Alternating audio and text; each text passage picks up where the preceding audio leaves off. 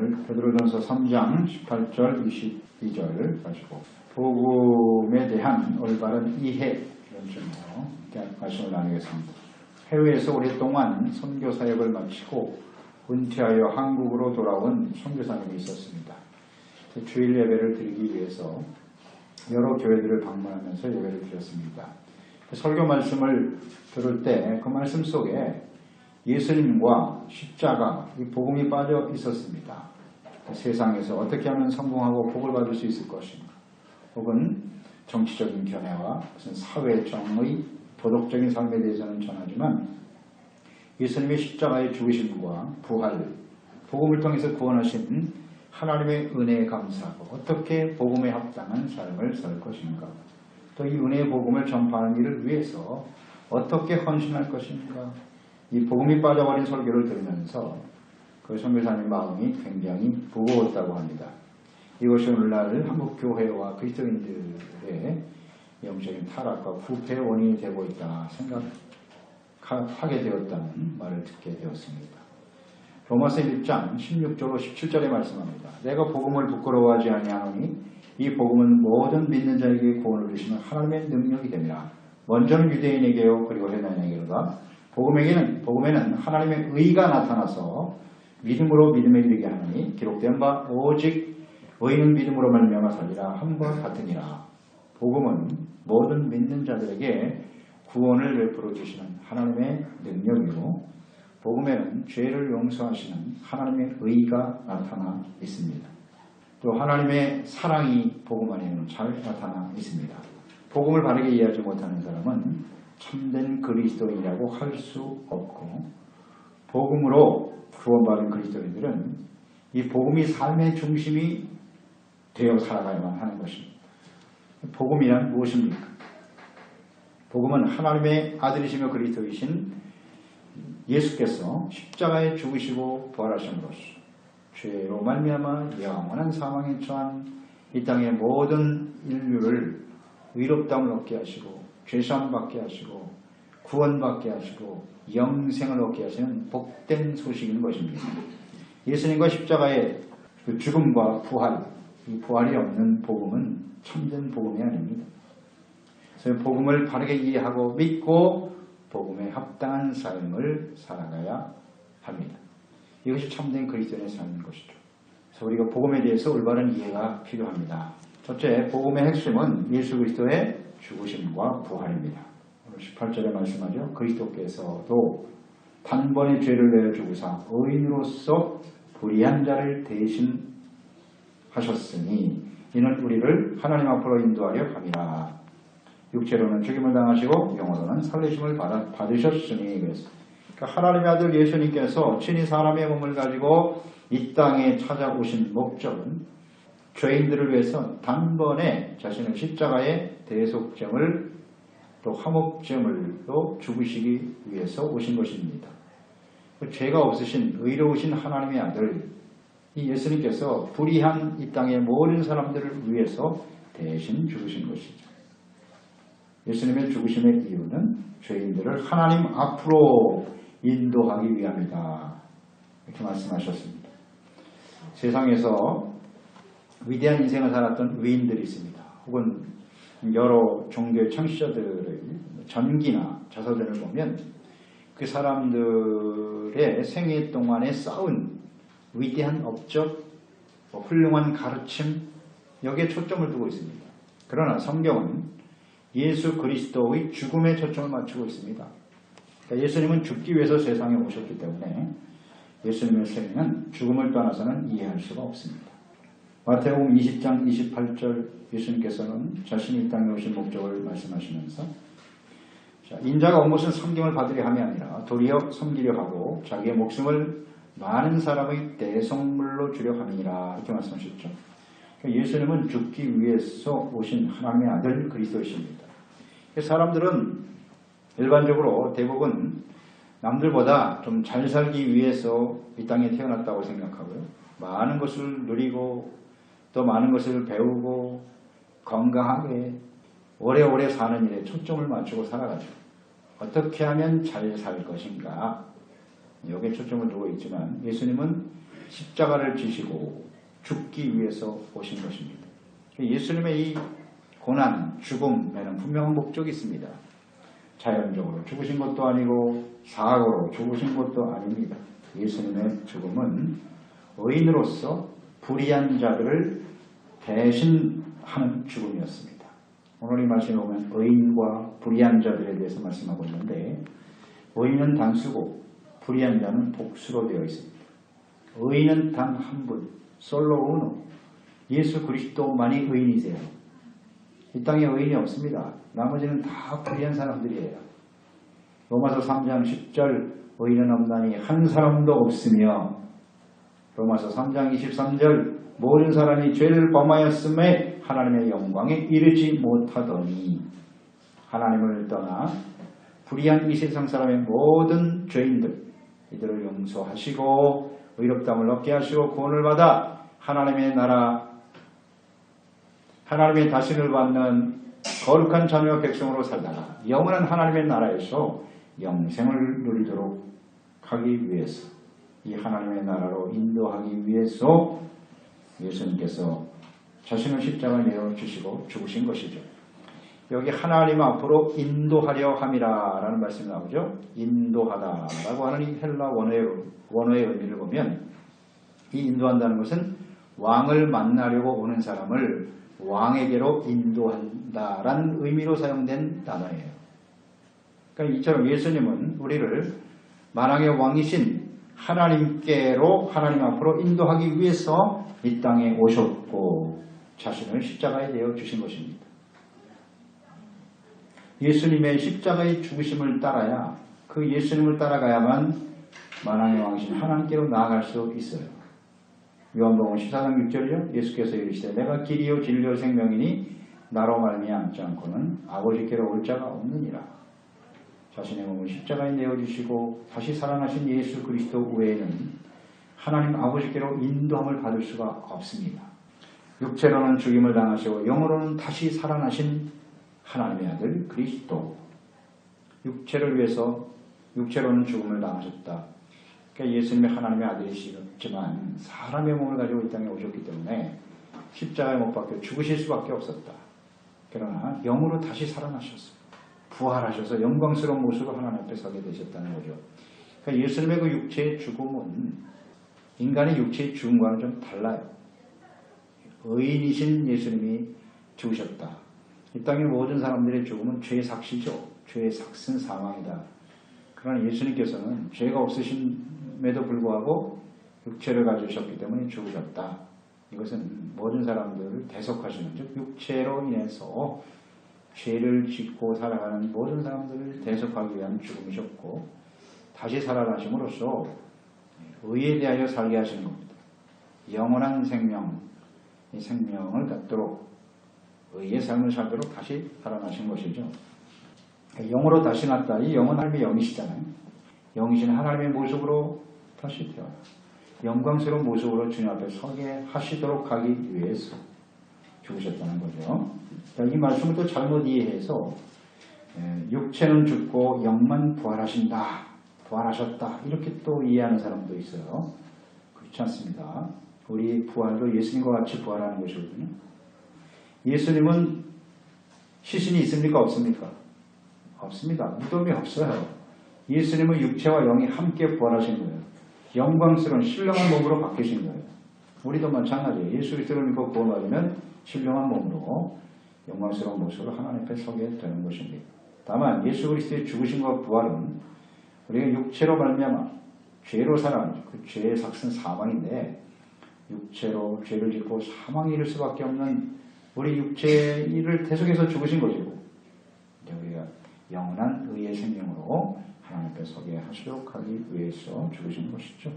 예수님의 십자가 밑에서 우리는 육체의 욕심을 따라 살아왔던 죄를 회개하고 용서받아 의롭다함을 얻고 하나님의 영으로 거듭난 사람들이 되는 거죠. 그래서 예수님과 함께 신령한 몸으로 부활해서 그런 사람들이 영광스러운 모습으로 하나님 앞에 서게 되겠죠. 하나님의 나라 영원한 생명으로 옮겨지게 되는 것입니다. 따라서 우리는 예수 그리스도의 죽으심과 부활, 이것이 이제 복음의 핵심인 것처럼 그 복음을 통해 믿고 구원받은 사람들이죠. 그러니까 예수 그리스도를 따르는 삶이 되어야 한다. 예수님은 죽기 위해서 오셨다. 그러니까 예수님을 따르는 삶은 사실 죽기 위해서 사는 거예요. 우리 그리스도인들도. 우리 그리스도인의 삶의 초점이 죽음에 있어야 돼요. 어떻게 죽을 것이냐, 어떤 모습으로 인생을 마감할 것인가, 이런 걸 생각하고요.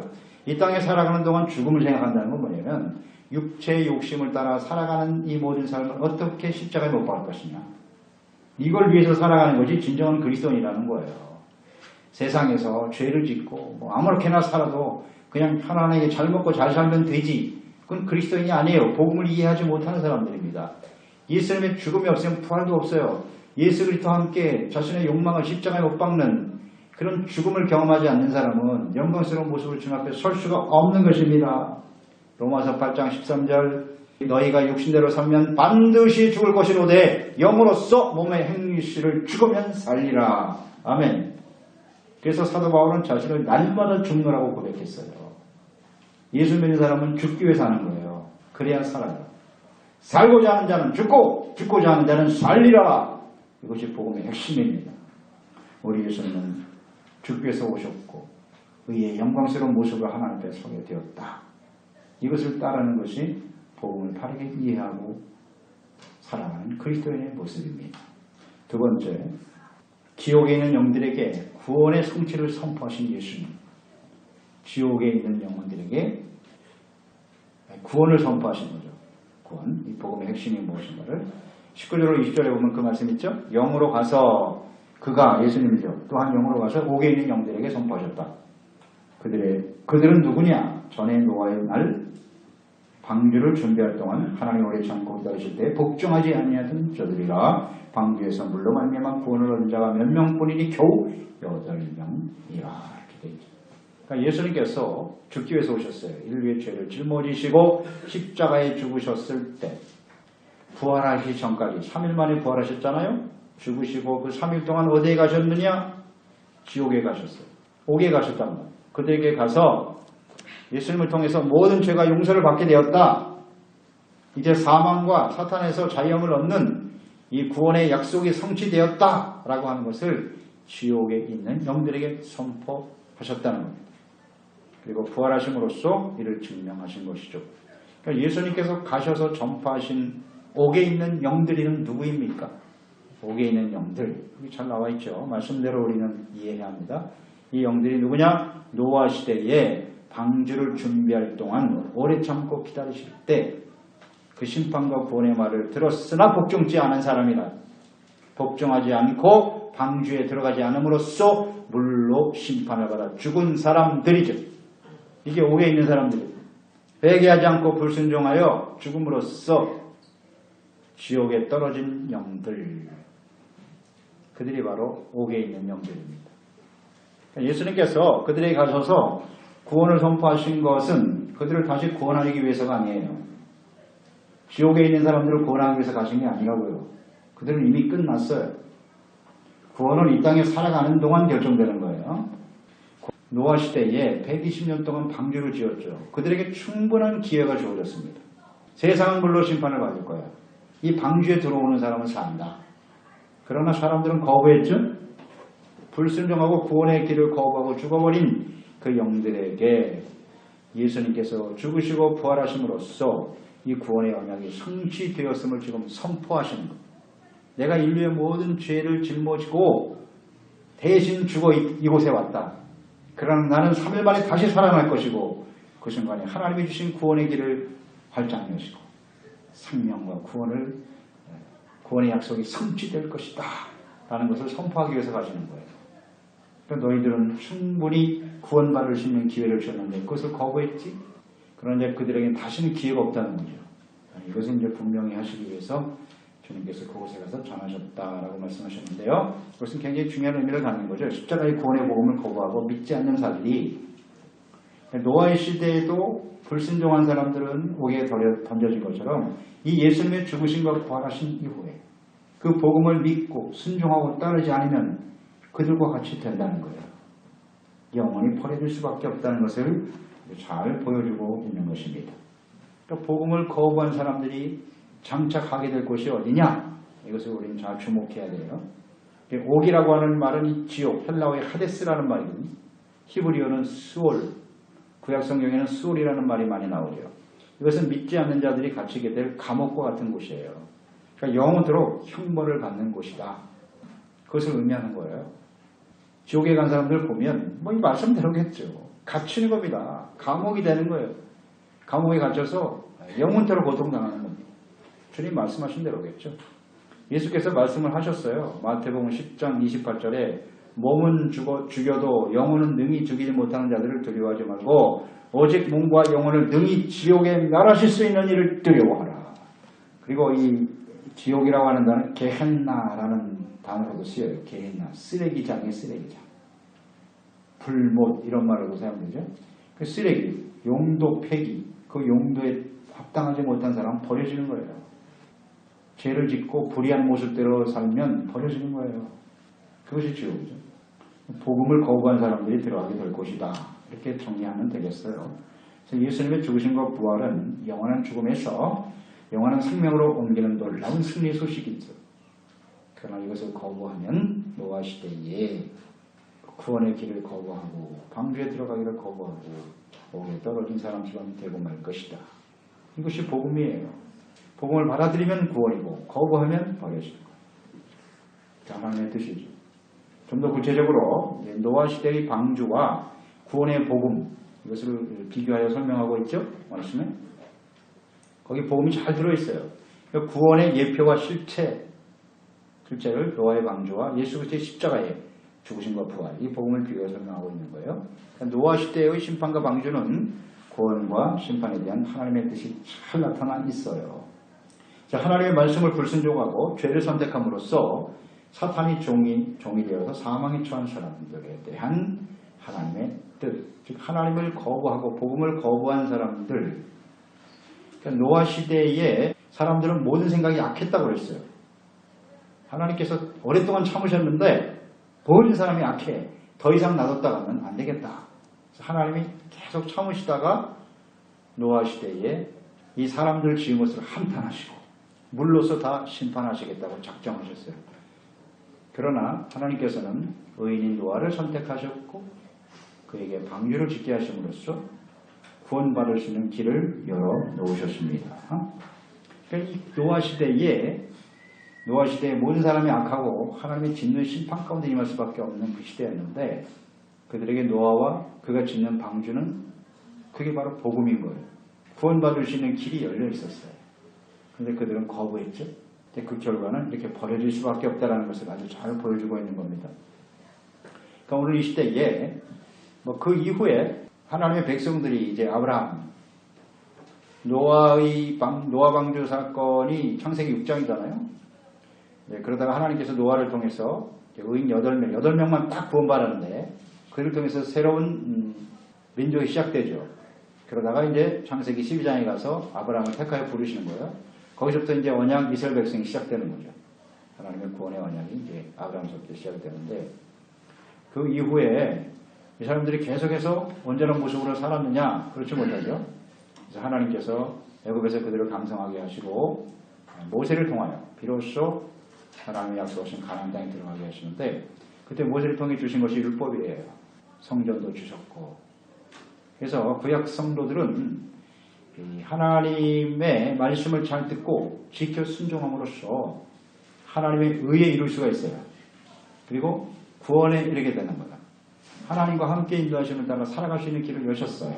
그런데 역시 노아 시대의 사람들처럼 하나님의 백성들이 어떻게 했어요? 율법과 하나님의 성전을 거부해버렸어요. 불순종해버렸어요. 그 결과는 역시 버려지죠. 그러다가 예수님이 이 땅에 오신 거예요. 율법만 갖고도 안 되겠구나. 그래서 예수님이 직접 찾아오셔서 율법에 나타난 모든 저주를 대신 짊어지신 거죠. 그러니까 노아 시대의 이 사건이 심판과 구원이에요. 예수님이 이 땅에 오신 십자가의 그 사건도 심판과 구원이에요. 이 복음의 말씀을 믿고 그 앞에 죄를 회개하고 예수 그리스도의 십자가의 복음을 받아들이면 구원받는 것이고 거부하면 노아의 시대처럼 시대 사람들처럼 버려지게 되겠죠. 그리고 또 하나 중요한 것은 예수님의 재림입니다. 그러니까 이 노아 시대에 주신 이 복음 이것을 잘 이해해야 돼요. 그러니까 예수님만이 우리의 방주세요. 그러니까 노아 시대에는요, 구원받을 수 있는 길은 딱 하나예요. 방주 안에 들어가면 돼. 참 단순하죠, 사실. 방주 안에 들어가면서 하는 거예요. 심판이 있을 것이다 라는 것을 믿고 일단 믿어야죠. 근데 문제는 사람들이 심판이 있다고 하는 자체를 믿지 않았죠. 그러니까 방주 안에 들어가야 될 필요성 자체를 인식하지 못한 거죠. 그러니까 예수님이 이 땅에 오실 때도 마찬가지예요. 구원받는 길은 예수님 앞에서 우리가 죄인이라는 사실을 인정하고 회개하고 예수 그리스도를 나의 구주로 믿으면 되는 거예요. 간단해요.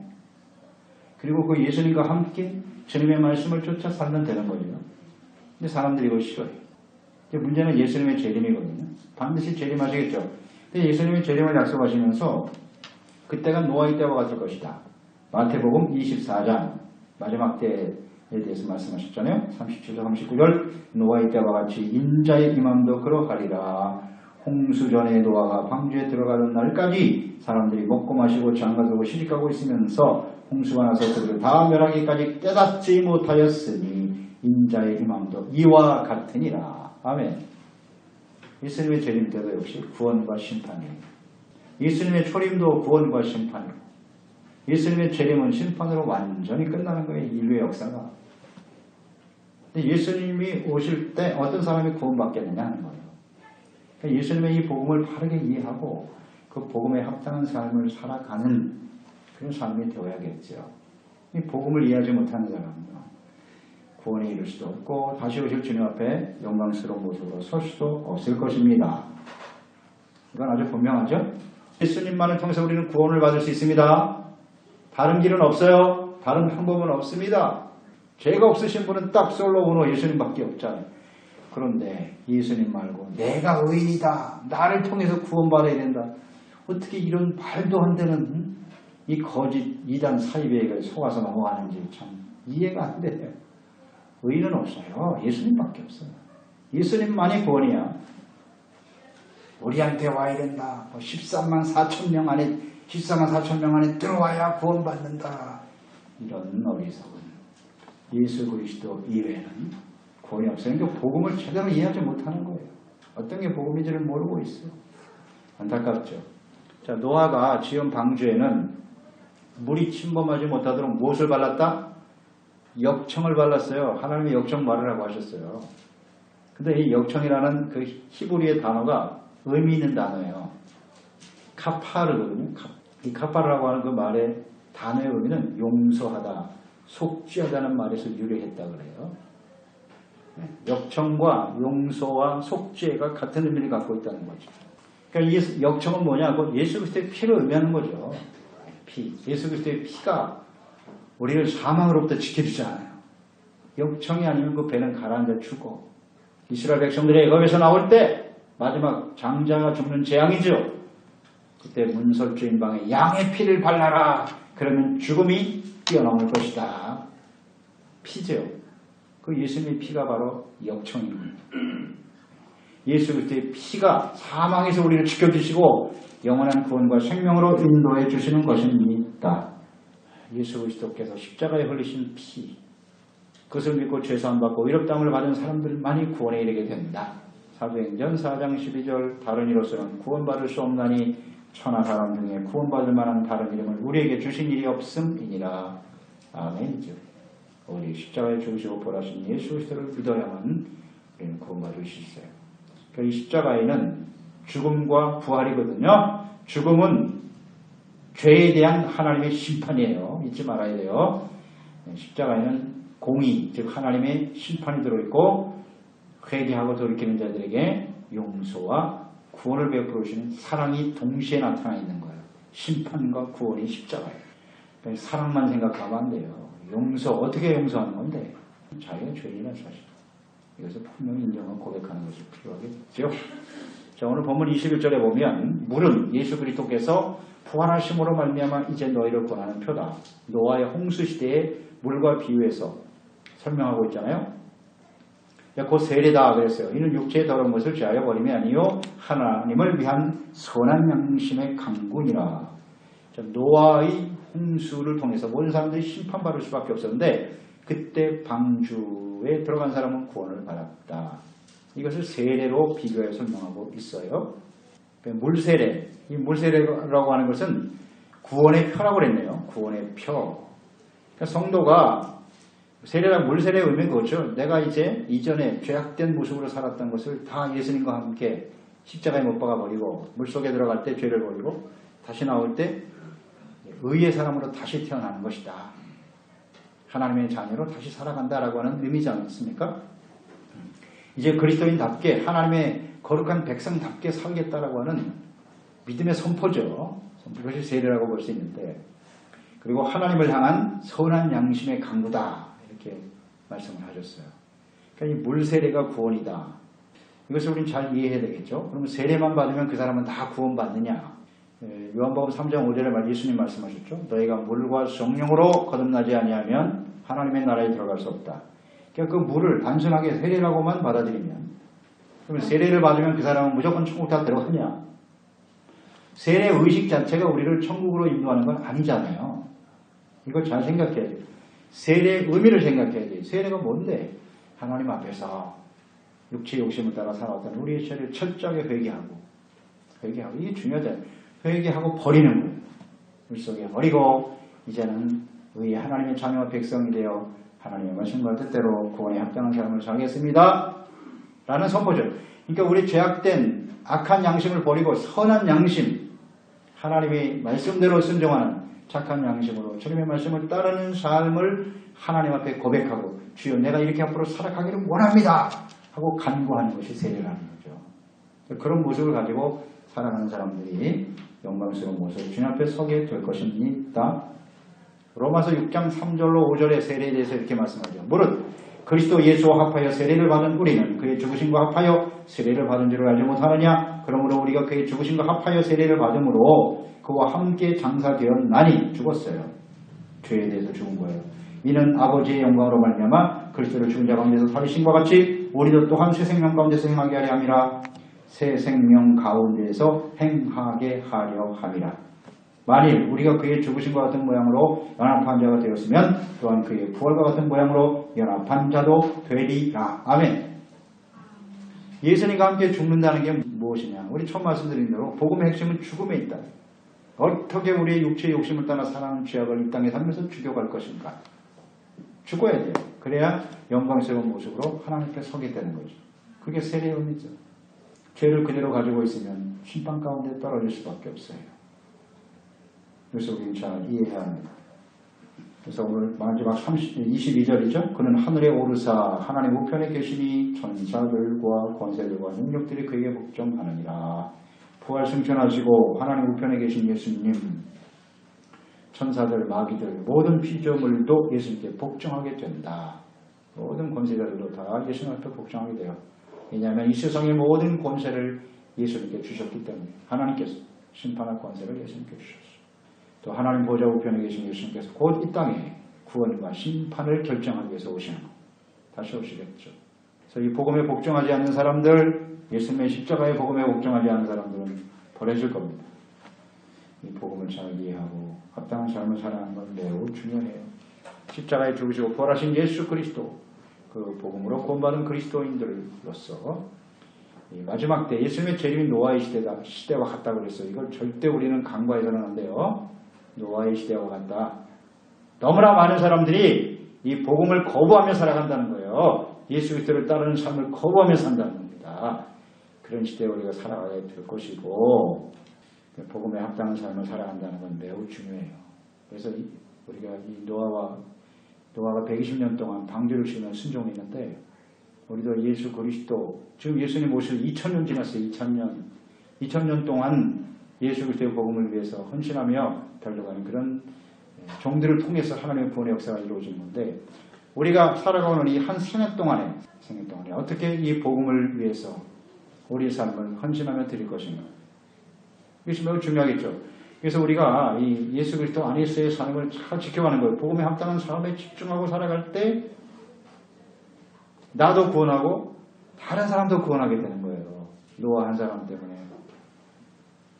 그러나 정말 안타까운 것은 마지막 때에 노아의 때와 같아서 많은 사람들이 관심을 갖지 않아요.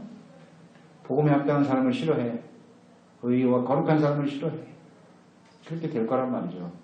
그러니까 우리 자신이 좀 사명을 가지고 복음을 위해서 또 복음에 합당한 삶을 위해서 최선을 다하여 하나님의 구원을 아름답게 이루어가는 종들이 되어야 하겠습니다.